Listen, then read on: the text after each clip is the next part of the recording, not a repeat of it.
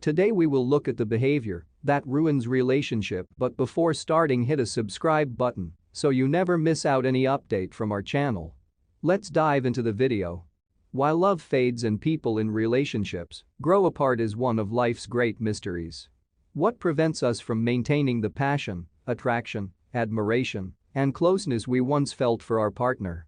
What I've learned through my own work and through a 30-year longitudinal study of couples and individuals is that we can contrast the patterns of behavior between couples that result in long-term romantic love with those that signify that the couple has formed a fantasy bond.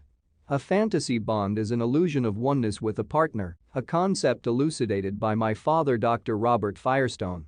When couples enter into this type of bond, they substitute a fantasy of being connected in place of real relating.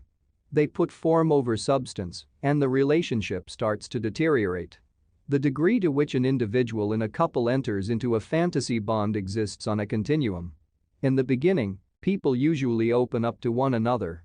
But at some point, they become afraid and start to protect themselves from feeling vulnerable by shutting down and withdrawing from loving behavior. They replace real love with a fantasy of being in love, which they support by insisting on the conventional markers of a relationship. The situation can deteriorate even further until the couple no longer manifests any observable loving behavior and often expresses a lot of animosity toward each other. The good news is that if we catch on to the behaviors associated with a fantasy bond, we can begin to challenge this defense and create a more satisfying relationship. In order to truly change our relationships for the better, it's important to look closely at these harmful behaviors and compare them to the more favorable ways of relating that characterize a healthy relationship. When we interrupt these patterns and actively engage in healthier ways of interacting with our partner, we feel more closeness and contentment, and we can keep the spark alive in our relationships. To be in love may be easy, but to maintain a relationship isn't. We don't realize our toxic habits or behaviors until we get into a relationship. By the time we do, the damage is done. Counselors are there to help you, but for that, you must realize your mistake. Both the individuals must put in efforts to maintain a relationship. However, sometimes one's behavior damages the good relationship beyond repair. To avoid any such catastrophic event in your life, here is a list of behaviors that ruin a relationship. Be sure to not make such mistakes. Number 1 is controlling. Today, people are unable to detach themselves from their professional behavior, which leads to failed relationships. In your professional life, you may have a higher position and may have a habit controlling everything under you, but the outside office, people are not working under you. The habit of controlling others is not welcomed in professional life, leave alone personal life. So, if you want to have an eternal relationship, stop control your partner. It's always good to treat them with equality. Number 2 is still enjoying singlehood. Sometimes you've been single for such a long time that despite being in a relationship you may behave as if you're still single. When you're in a relationship, things change. Some people choose their friends over partner every weekend and spend maximum time with their folks. This isn't good for a flourishing relationship. Instead, spend time with your partner. So, when you're in a relationship, leave behind your singlehood behavior and act responsibly. Number 3 is financial independence. Another behavior which is attached to singlehood is managing one's finances. When you're single, it's totally acceptable if you're managing and looking after your own finances. However, when you're in a relationship, dynamics change. You must change your thoughts from my finances to our finances. If you fail to make this smooth transition, you would be sending out a wrong signal to your partner. They might think that you're not committing. Change the attitude to make things work between the both of you. Number 4 is reacting and not responding. Reacting and responding are poles apart. When someone says something to you, the first instinct is a reaction, whereas responding is to answer them after analyzing the entire situation. When you're in a relationship, there will be criticism. Your partner may not like your certain habits and may feel free to let you know what they think of it. Now, if you respond to them, you will have a healthy relationship.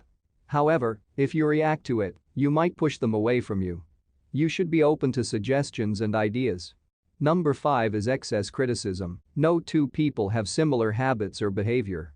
They have their own thoughts and way to respond to a situation. Just because you've a certain habit doesn't mean your partner should also has it. The idea of a relationship is to accept a person the way they're. You've fallen in love with them for who they're. If you criticize me all the time, you are ruining your relationship. This is one of the most common behaviors that ruin a relationship. Number 6 is individualism. It's completely okay to accompany your partner in their hobbies and likings.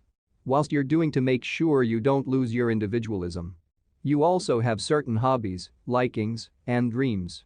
Blindly following your partner all the time will make them feel that you don't have thoughts and dreams of your own. The excess of this behavior will push them away. So, while you adjust yourself with their hobbies, maintain your individualism. Number 7 is running away from fights. No one wants to fight, but it is a part of a relationship.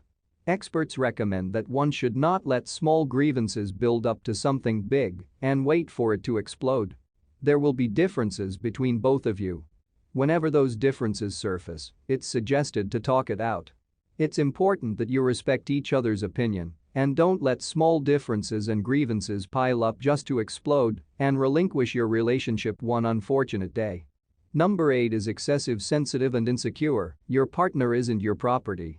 They're a human being with their own life and circle of friends. Sometimes, insecurity or sensitivity take over the relationship and drive it to its unfortunate end. Don't feel insecure if your partner is going out with their friends or colleagues sometime. Don't be overly sensitive if they pay extra attention to their family sometimes. They're their life. Excess of these emotions surely will put a full stop in your relationship. In an equal relationship, it's important to directly ask for what we want and need from our partner so they have the opportunity to respond to and meet our needs. Many of us make the mistake of expecting our partner to read our minds and know what we want, which only leads to disappointment. It's important to say what we want without trying to dominate or control a situation. We usually feel vulnerable when we're open about who we are, what we want, and how we really feel. But this directness is the best way to maintain an honest and authentic way of relating that gets us what we want in life. By being aware of all of the behavior patterns that contribute to relationship distress, we can hold ourselves to a standard of remaining both true to who we are and sensitive to another person. We can encourage an atmosphere of love and support while maintaining the unique, individual qualities that drew us to each other in the first place. We can avoid the traps of a fantasy bond and enjoy the raw and real adventure that is a loving relationship. That's all for today. If you liked the video, hit a like, leave a comment, and don't forget to subscribe.